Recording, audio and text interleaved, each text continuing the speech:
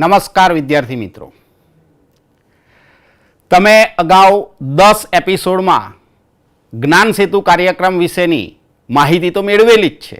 તો આજે પણ તમે બધા જ્ઞાન સેતુ બુકલેટ અને ધોરણ 9નું પાઠ્યપુસ્તક લઈને તૈયાર જ બેઠા હશો. સાથે સાથે એ પણ કહી દઉં કે આ એપિસોડમાં જે કંઈ તમને પ્રવૃત્તિ કરાવવામાં આવે તે તમારે જોડે જોડે કરવાની નથી. એપિસોડ પૂરો થાય ત્યાર પછી જ એ પ્રક્રિયા કરવાની છે, જેથી તમે જે ધોરણ 9માં અભ્યાસ કરીને આવેલા છો તેનું આપણે આ કાર્યક્રમમાં જે પુનરાવર્તન કરીશું અને જ્ઞાન સેતુ બુકમાં જે કંઈ દાખલા આપેલા છે તેની જે સમજૂતી આપવામાં આવશે, જેની પુનરાવર્તન સ્વરૂપે તમને યાદ કરાવવામાં આવશે, એ તમે એપિસોડ પૂર્ણ થયા પછી લખશો તો એનું દૃઢીકરણ વધારે સારી રીતે કરી શકશો. આની સાથે સાથે જે બાળકો સાથે તેમના વાલીઓ પણ આ કાર્યક્રમ જોઈ રહ્યા હોય તેમને ખાસ વિનંતી છે કે પોતાના બાળકને એપિસોડ પૂર્ણ થાય ત્યાર પછી જ એ એપિસોડમાં ચાલેલી બાબતો લખવા માટેનું કહેવામાં આવે કે જેથી એપિસોડ દરમિયાન એ પૂરેપૂરી માહિતી એપિસોડમાંથી સમજી શકે અને 9મા ધોરણમાં જે ગણિતના મુદ્દા ભણેલા છે તેને યાદ કરી શકે, એનું પુનરાવર્તન કરી શકે અને 10મા ધોરણમાં જે બોર્ડનું ધોરણ કહેવામાં આવે છે એમાં એને ગણિત સમજવામાં ખૂબ જ સરળતા રહે. એટલે યાદ રાખજો કે જોડે જોડે કોઈએ લખવાનું નથી. વિદ્યાર્થી મિત્રો, આજે આપણે ધોરણ 9માં જે રચનાઓ વિશેની માહિતી મેળવી હતી તેને જરાક પુનરાવર્તિત સ્વરૂપે યાદ કરીશું. તો ચાલો રચના 1 શરૂ કરીએ કે જેમાં આપેલા કિરણ પરના ઉદ્ભવ બિંદુમાંથી આપેલા માપના ખૂણાની રચના કરીએ. આપેલ કિરણના ઉદ્ભવ બિંદુ પર આપેલા માપના ખૂણાની રચના કરવી. જેમાં આપણે પહેલા નંબરનો ખૂણો લઈએ છીએ 90. તો કહ્યું છે આપણને તે પ્રમાણે આપેલા કિરણના ઉદ્ભવ બિંદુ પર. તો સૌથી પહેલામાં પહેલું આપણે એક રેખા દર્શાવીશું અને તેના ઉપર એક ઉદ્ભવ બિંદુ આપણે દોરી દઈશું. તમને જે ઈચ્છા થાય તમે તે રેખાનું નામ આપી શકો છો. આ ઉદ્ભવ બિંદુ પર આપણે 90ના ખૂણાની રચના કરવાની છે. તે માટે પરિકર પર અનુકૂળ ત્રિજ્યા રાખી અને છેદતા ચાપ દોરીશું. જે રેખાને બે ભિન્ન બિંદુઓમાં છેદે, જે બે બિંદુઓમાં છેદે તેને આપણે નામ આપી દઈએ x અને y. હવે x અને y ને વારાફરતી કેન્દ્ર લઈ અને xy જેટલી, તમને દેખાય એટલા માટે હું પરિકર ત્રાંસુ કરું છું, અથવા xy કરતાં ઓછી એટલે અડધાથી થોડી વધારે તમે xy જેટલું માપ લો તો સારામાં સારું. પણ જો પરિકર તમારું એટલું મોટું ના થઈ શકતું હોય તો તમે અડધાથી વધારે માપ લઈ શકો છો. યાદ રાખજો વિદ્યાર્થી મિત્રો કે પરિકરને જ્યારે પણ માપ લો ત્યારે મારી જેમ ત્રાંસુ કરવાનું નથી. આ તમને દેખાય એટલા માટે હું આ કરી રહ્યો છું. તો આ રીતે તમારે ઊભું પરિકર પકડી અને એના જેટલું માપ રાખી અને ઉપરની તરફ પરસ્પર છેદતા ચાપ દોરવાના છે. તો તમને યાદ તો આવી જ ગયું હશે કે આ રચના આપણે તો ધોરણ 9માં કરેલી જ છે. તો આપણે એનું જ પુનરાવર્તન કરી રહ્યા છીએ. હવે આ જે છેદ બિંદુ આવ્યું તેને આપણે પી નામ આપીશું અને પીમાંથી પસાર થતી અને એમાંથી પસાર થતી કિરણની રચના કરીશું, જેથી ખૂણો PAY એ 90નો થશે. હવે આ એક જ કાગળ ઉપર જુદા જુદા માપના ખૂણા બનાવવાની પ્રવૃત્તિ હું તમને બતાવું છું, જેથી તમને જે પણ ખૂણા દોરવા હોય તે આ પ્રવૃત્તિમાં શીખવાડું એ પ્રમાણે એપિસોડ પૂર્ણ થયા પછી તમારી જાતે પ્રયત્ન કરજો તો તમે પણ બધા જ પ્રકારના ખૂણા બનાવતા શીખી શકશો. તો સૌથી પહેલાં આપણે એક રેખા લઈ લઈએ છીએ. આ રેખા પર એક ઉદ્ભવ બિંદુ લઈએ છીએ જ્યાં આપણે જુદા જુદા માપના ખૂણા બનાવવાના છીએ. તેના માટે તમને અનુકૂળ લાગે એ રીતે પરિકરનું માપ રાખી અનુકૂળ ત્રિજ્યા રાખી અને એક અર્ધવર્તુળ દોરીશું. હવે આટલું જ માપ રાખી અને આ અર્ધવર્તુળને છેદતો ચાપ દોરીશું અને ફરી અહીંયાથી બીજી વખત છેદતો ચાપ દોરીશું. તો જ્યારે પણ આ રીતે બે વખત ચાપ દોરવામાં આવે છે ત્યારે જે પહેલો ખૂણો બને છે તે 60નો ખૂણો તૈયાર થાય છે અને બીજો ખૂણો બને છે એ પણ 60નો જ ખૂણો તૈયાર થાય છે.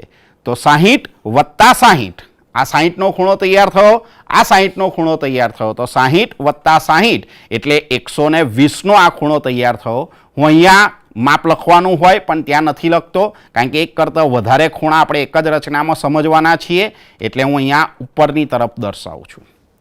હવે તમને યાદ જ હશે ખૂણાના દ્વિભાજકની રચના.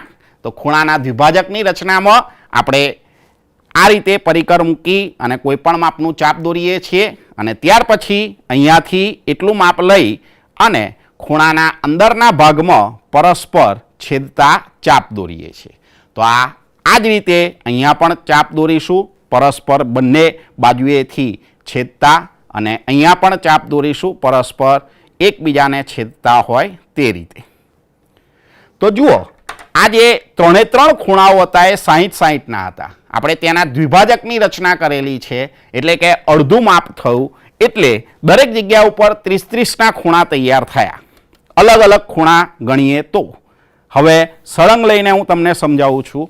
તો આ દરેકે દરેક ખૂણા જે ભાગ તૈયાર થયા છે તે 30-30ના ખૂણા તૈયાર થયા છે અને તેમાં આગળનો ખૂણો ઉમેરતા જાઓ તો તમને આખા જે આપણી મૂળ રેખા દોરેલી છે તેની સાથે બનતો ખૂણો મળશે. એટલે હું તમને સમજાવું એટલે ખ્યાલ આવશે. તો આ 30નો ખૂણો થયો, અહીંયાથી આ ખૂણો 30નો થયો અને આ ખૂણો પણ 30નો થયો. હવે આ ખૂણો 30નો છે અને આગળ આ 60નો ખૂણો છે. તો આસન્ન કોણ તમને યાદ જ છે. આસન્ન કોણ એટલે આ બંને ખૂણાઓનો સરવાળો થશે. તો આ 30 અને આ 60 એટલે આપણો 90નો ખૂણો તૈયાર થઈ જશે. તેવી જ રીતે આ 30નો ખૂણો છે અને આગળનો 120નો ખૂણો છે. તો 120 અને 30 એટલે 150નો ખૂણો તૈયાર થઈ જશે. તો જુઓ એક જ રચનાની અંદર 1, 2, 3, 4, 5 ખૂણા આપણે તૈયાર કરી શક્યા. સાથે સાથે તમે 9મા ધોરણમાં ભણીને જ આવ્યા છો કે આ જે છે રેખા એને આપણે સરળ કોણ કહીએ છીએ જેથી 180નો ખૂણો તો છે જ. તો હવે આગળ ફરીથી આના દ્વિભાજકો બનાવીએ. તો જરૂરી નથી માપ બદલવું પડે પણ યાદ રહે અને સમજણ પડે એટલા માટે આપણે આ માપ બદલીએ છીએ. તો અહીંયાથી દોરીશું. તો હવે આ દરેકે દરેક ખૂણા 30ના છે જે બે કિરણો વચ્ચે દેખાતા ખૂણા છે તે. તો એના દ્વિભાજકો બનાવીશું એટલે 15-15ના ખૂણા તૈયાર થશે અને એમાં આગળનો ખૂણો આપણે ઉમેરી દઈશું એટલે આસન્ન કોણના નિયમ પ્રમાણે આપણને નવા ખૂણાઓ મળી જશે.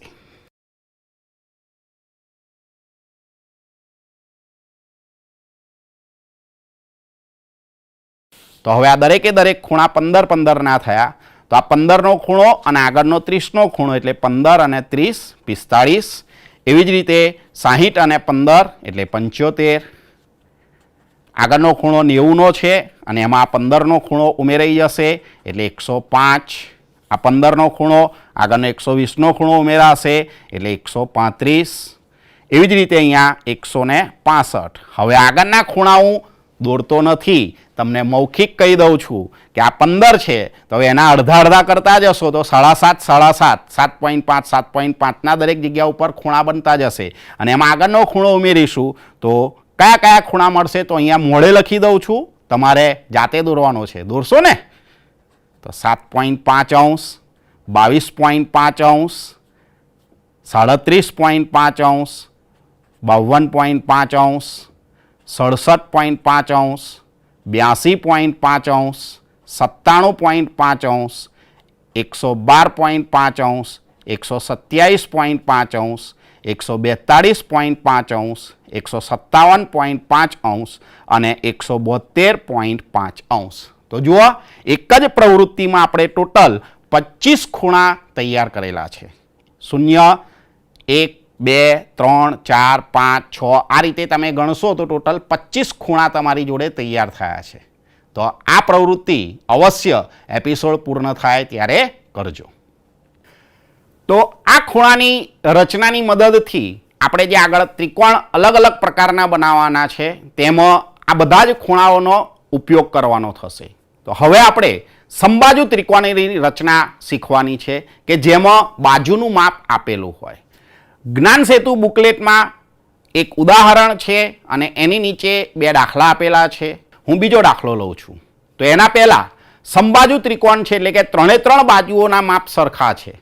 હવે 3 બાજુઓનો સરવાળો કરીએ તો આપણને પરિમિતિ મળે છે. તો જો પરિમિતિ આપેલી હોય તો પરિમિતિને આપણે 3 વડે ભાગવા પડશે એટલી એની બાજુનું માપ થશે. તો કેવી રીતે સમબાજુ ત્રિકોણ તૈયાર થાય છે તે આપણે જોઈએ. આપેલ માપવાળા સમબાજુ ત્રિકોણની રચના કરો.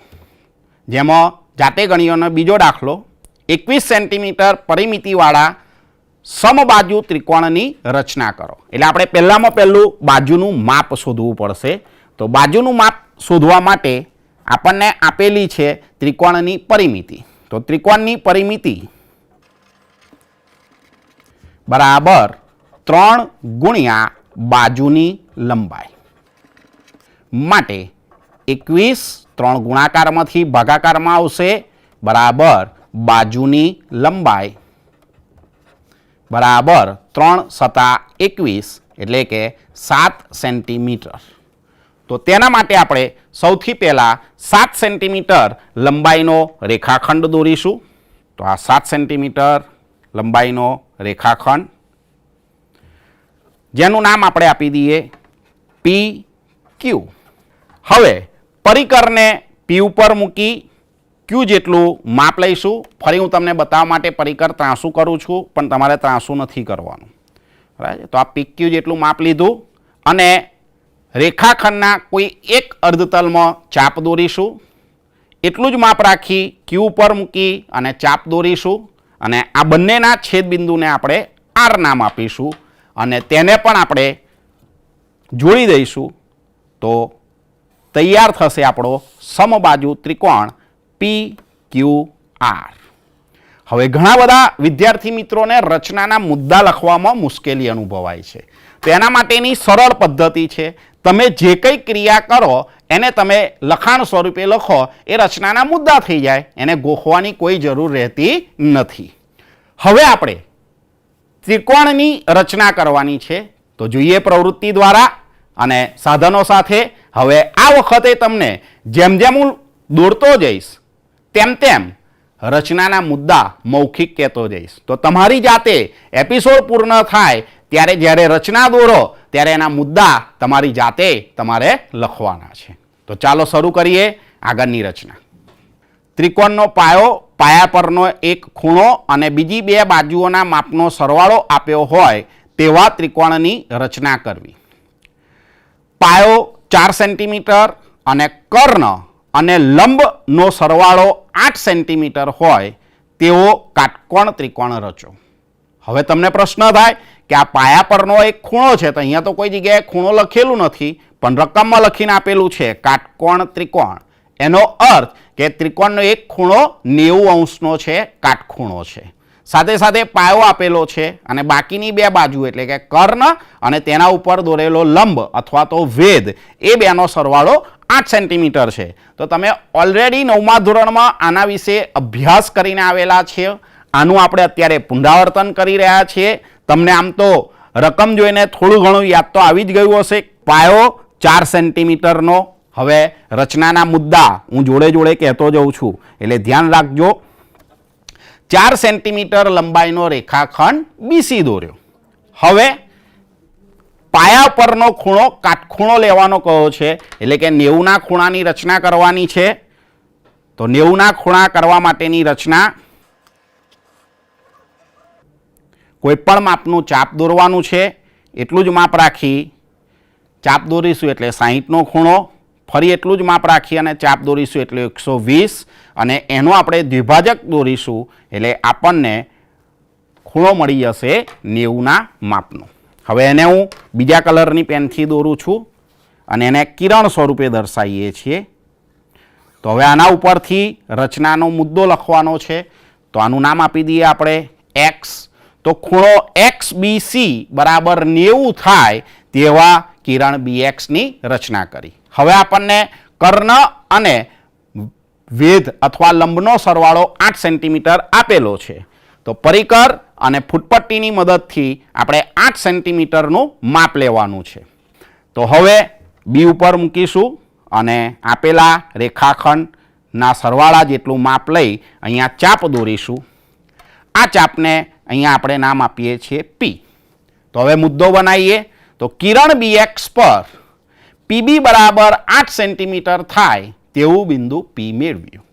આગળનો મુદ્દો, તો હવે આપણે અહીંયા જોઈન્ટ કરીશું રેખાખંડ PC. તો મુદ્દો બનશે રેખાખંડ PC દોર્યો. હવે આ જે રેખાખંડ દોરેલો છે તેનો આપણે લંબ દ્વિભાજક બનાવવાનો છે. એટલે તમારે પણ જો આ રીતે નોટની બહાર જતું રહેતું હોય તો અડધાથી થોડુંક વધારે માપ રાખવાનું અને ચાપ દોરવાનો છે. તો આ પહેલો ચાપ દર્શાયો, અહીંયાથી આ બીજો ચાપ દર્શાવી રહ્યો છું અને ફરી P ઉપર મૂકી એને છેદતો ચાપ દોરીશું. હવે આને જોડતી રેખા દોરીશું. તો હવે આના મુદ્દામાં આપણે શું લખીશું? તો ધ્યાન રાખો. તો રેખાખંડ PC નો લંબ દ્વિભાજક દોર્યો જે કિરણ BX ને જ્યાં છેદે ત્યાં એ નામ આપ્યું. અને હવે બાકી રહેલું કામ, એટલે તમને યાદ આવી જ ગયું હશે કે ત્રિકોણ ABC બનાવવાનો છે એટલે આપણે AC ને જોડવાનો છે. તો અહીંયા AB, BC અને AC થી બનતો ત્રિકોણ ABC એ આપેલા માપનો તૈયાર થઈ ગયો કહેવાય. તો આ આખી પ્રવૃત્તિ દરમિયાન તમને બધી જ બાબતો ખ્યાલ આવી ગઈ છે. હવે અહીંયા સરવાળો આપેલો હતો અને આપણે ત્રિકોણની રચના તૈયાર કરી, પણ બાદબાકી આપી હોય તો તે પણ તમને યાદ આવી ગયું ને. શું કરવાનું? તો સરવાળાની જગ્યાએ બાદબાકીના જેટલું માપ લઈ અને કિરણ ઉપર ચાપ દોરવાનું છે અને બાકીની બધી જ પ્રક્રિયા એની એ જ કરવાની છે. તો આગળની રચના કઈ થશે? સરસ. પાયો, પાયા પરનો એક ખૂણો અને બાકીની બે બાજુઓની બાદબાકી આપેલી હોય તેવા ત્રિકોણની રચના કરો. તો આમાં પણ ઉદાહરણ અને 2 દાખલા આપેલા છે. એમાંથી એક દાખલો હું તમને સમજાવું છું, બાકીના 2 તમારી જાતે પ્રયત્ન કરવાનો છે. તો ચાલો આગળની રચના જોઈએ. પાયો, પાયા પરનો એક ખૂણો અને બાકીની 2 બાજુઓનો તફાવત આપ્યો હોય તેવો ત્રિકોણ રચવો.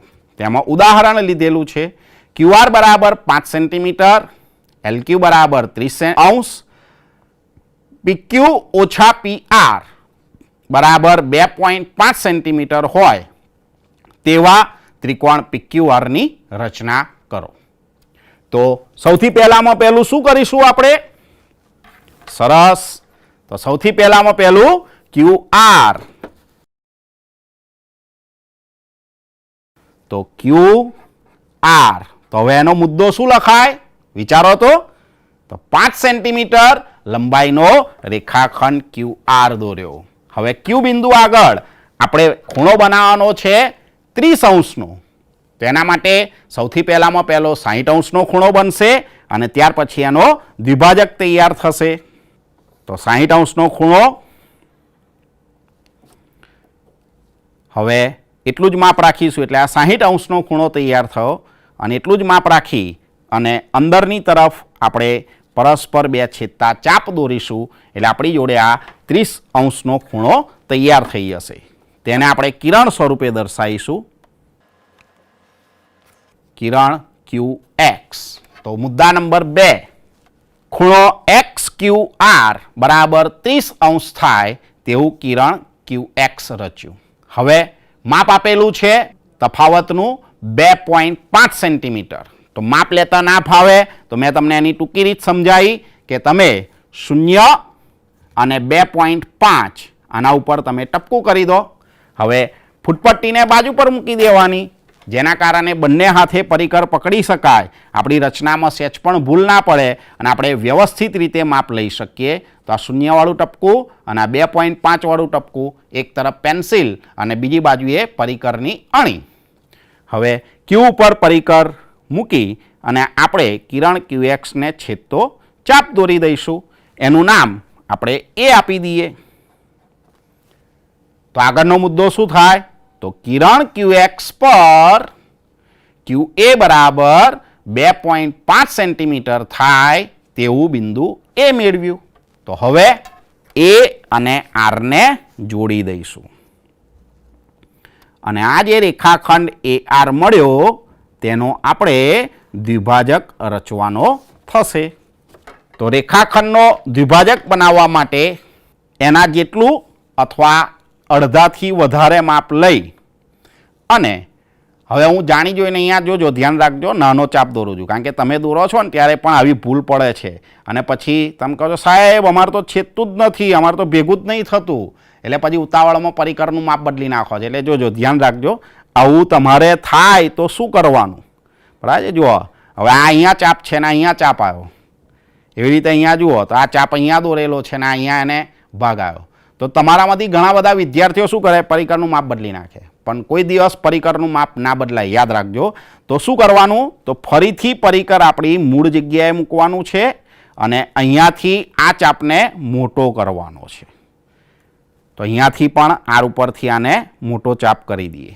તો જુઓ, પરસ્પર છેદતા મળી ગયા. ચાપ મોટો દોરાઈ જાય એની કોઈ ચિંતા નથી કરવાની. એને પછી પેન્સિલથી દોરાવ્યા તો રબર વડે ભૂસભૂસ કરવાની જરૂર નથી. કંઈ વાંધો નથી. શિક્ષકને ખ્યાલ આવશે કે આને પહેલાં અહીંયા ચાપ દોર્યો હતો અને ત્યાર પછી છેદતો ના આવ્યો એટલે ચાપને એણે મોટો કરેલો છે.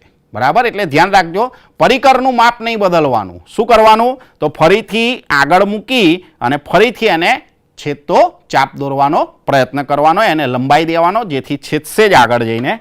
હવે એને જોડતો આ બંને છેદતા ચાપને જોડતી રેખા દોરી દઈએ અને એ રેખા કિરણ QX ને જ્યાં છેદે ત્યાં આપણે P નામ આપી દઈએ.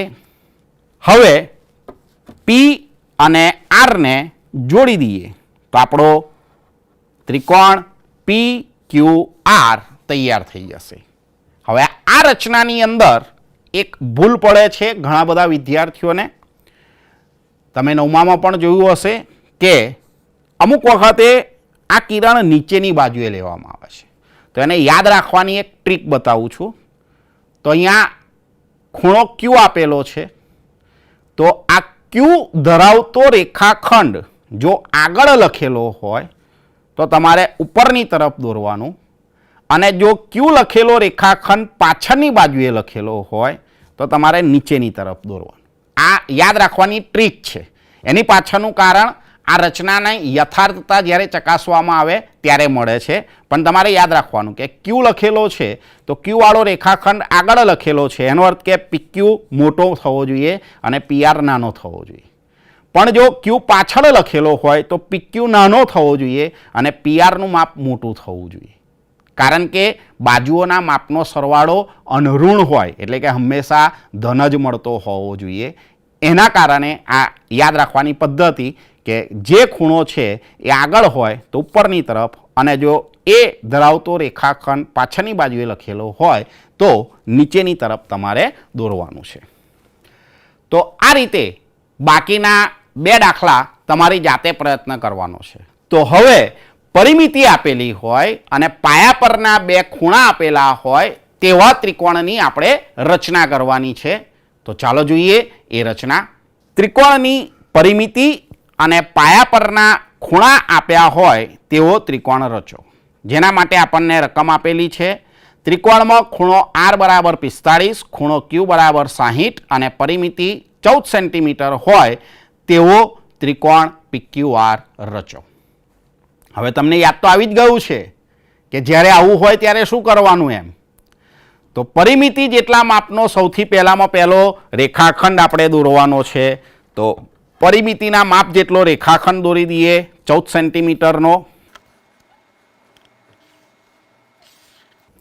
હવે તેનું નામ આપણે જે રકમમાં આપેલું હોય તેના સિવાયનું આપવાનું છે. ખૂણા આપણને કયા છે? 45 અને 60. તો આપેલા ખૂણા કરતાં અડધા માપના ખૂણા દોરવાના છે. એટલે કે 45નો ખૂણો છે તો આપણે 22.5નો ખૂણો બનાવીશું અને 60નો ખૂણો છે તો આપણે 30નો ખૂણો બનાવીશું. તો 45નો ખૂણો બનાવવા માટે પહેલામાં પહેલું આપણે બનાવવો પડશે 90નો ખૂણો. 90નો ખૂણો બનાવવા માટે આપણે બનાવવો પડશે 60 અને 120 અને તેનો દ્વિભાજક. તો 60નો ખૂણો, તેનો દ્વિભાજક, 90નો ખૂણો. હવે 90ના ખૂણાની આપણને જરૂર નથી, તો એને આપણે ટપકા ટપકાવાળી લીટી વડે દર્શાવીશું, જેથી આપણને ગૂંચવણ ના થાય, આપણને કોઈ પ્રશ્ન ઊભો ના થાય. હવે તેનો આપણે દ્વિભાજક બનાવીએ તો 45નો ખૂણો તૈયાર થશે. તેને પણ આપણે ટપકા ટપકાવાળી લીટી વડે દર્શાવીશું. અને હવે આ 45નો દ્વિભાજક 22.5 આપણે તૈયાર કરવાનો છે, જેની આપણે જરૂર પડશે. તો એને આપણે ઘાટી લીટી વડે દર્શાવીશું, જેને આપણે કિરણ સ્વરૂપે દોરીશું. તો 22.5 અંશના ખૂણાવાળું કિરણ આપણે દર્શાવી દઈએ, કિરણ AX. તે જ રીતે ખૂણા બી ઉપર આપણે 60ની અડધા ખૂણાની રચના એટલે કે 30ના ખૂણાની રચના કરીશું. તો પહેલો ચાપ દોરીશું એટલે 60નો ખૂણો અને ત્યાર પછી 30નો ખૂણો અહીંયા તૈયાર થઈ જશે. અને તેને પણ જોડતું આપણે કિરણ દર્શાવીશું, જેનું નામ આપણે BY આપીશું. તો એના ઉપરથી તમે રચનાના મુદ્દા બનાવી શકો છો, જાતે લખી શકો છો. હવે આના છેદ બિંદુને આપણે નામ આપી દઈએ P. હવે જે રેખાખંડ AP છે તેનો લંબ દ્વિભાજક બનાવીશું અને રેખાખંડ PB છે એનો લંબ દ્વિભાજક બનાવીશું. તો આ રીતે ઉપરની તરફ અને P ઉપર મૂકી તેને છેદતો ચાપ દર્શાવીશું. બરાબર. મેં જાણી જોઈને અહીંયા AP જેટલું માપ રાખ્યું છે, એટલે બીજી એક વસ્તુ તમને સમજાવવા માગું છું, એ તમે સમજી શકો. જો અહીંયા મારે લખાણ ઉપર આવેલું છે, અહીંયા લીટીની બહાર ગયેલું છે, તો ધ્યાન રાખવાનું કે જરૂરી નથી કે એના જેટલું જ માપ લેવાનું. અડધાથી થોડું વધારે માપ લઈ અને તમે ચાપ દોરશો તો પણ એ જ જગ્યાએ તમને રેખા મળે છે. એટલે આ ખાસ ધ્યાન રાખજો. અહીંયા તમને દેખાય એટલા માટે મેં 2 વખત ચાપ દોરેલા છે, તમારે 2 વખત દોરવાના નથી. તમે જુઓ તો આ 4 બિંદુઓ સમરેખ છે. તો જે મૂળ રેખાખંડ છે તેને જ્યાં છેદે છે ત્યાં આપણે Q નામ આપી દઈએ. તેવી જ રીતે રેખાખંડ PBનો લંબ દ્વિભાજક બનાવીએ. બરાબર. આખું માપ રાખવું જરૂરી નથી, અડધાથી થોડું વધારે રાખશો તો પણ હમણાં આગળ સમજાવ્યું એ રીતે પરસ્પર છેદતા ચાપ મળવાના જ છે અને એમાંથી પસાર થતી રેખા એ પણ મળવાની જ છે. બરાબર. તો હવે આને જોડતી રેખા દોરી દઈએ અને જે રેખાખંડ ABને જ્યાં છેદે ત્યાં નામ આપી દઈએ આપણે R. હવે બાકી રહેલું કામ તો PQ અને PRને જોડી દઈએ. તો આ રીતે આપણો આપેલા માપનો ત્રિકોણ PQR તૈયાર થશે. તો હવે આપણે આગળના એપિસોડમાં મળીશું. ત્યાં સુધી દરેક જણને ગુડ બાય, ટેક કેર, નમસ્કાર.